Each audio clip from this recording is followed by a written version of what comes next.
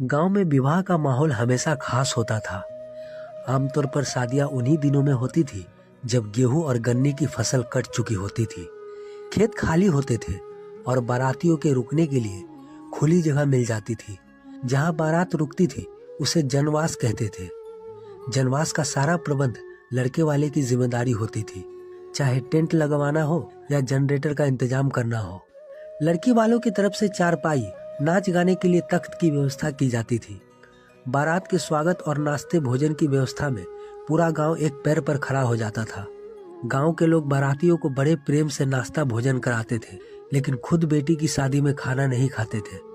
बेटी के विवाह में न्योता करने आए रिश्तेदार तरह तरह के उपहार लाते, जैसे बर्तन, मिठाई, राशन, साड़ी, सिको लीही, बेना वगैरह। ये सभी चीजें बेटी को दी जाती थी, जिससे उसके माता पिता की जिम्मेदारियां थोड़ी कम हो जाती थी।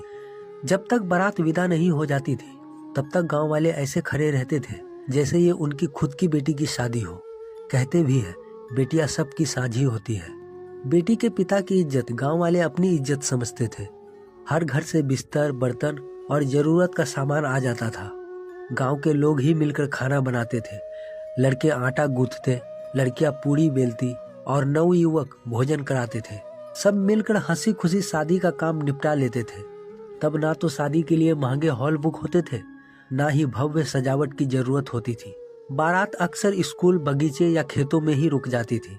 जब बाराती नाचते गाते द्वार चार के लिए पहुंचते तो पूरा गांव उनके स्वागत में खड़ा रहता था। गांव के बुजुर्ग कहते थे, फला के द्वार पूजा हो रही है, 10 मिनट के लिए वहां खड़े हो जाओ। और अगर किसी से मन मुटाव भी हो तो भी बेटी की विदाई के वक्त वह शख्स जरूर द्वार पर आ खड़ा होता था। पहले का समय कितना अच्छा था। कम खर्चे में बेटी का विवाह हो जाता था। गांव के लोग बेटी के पिता की जिम्मेदारी बांट लेते थे।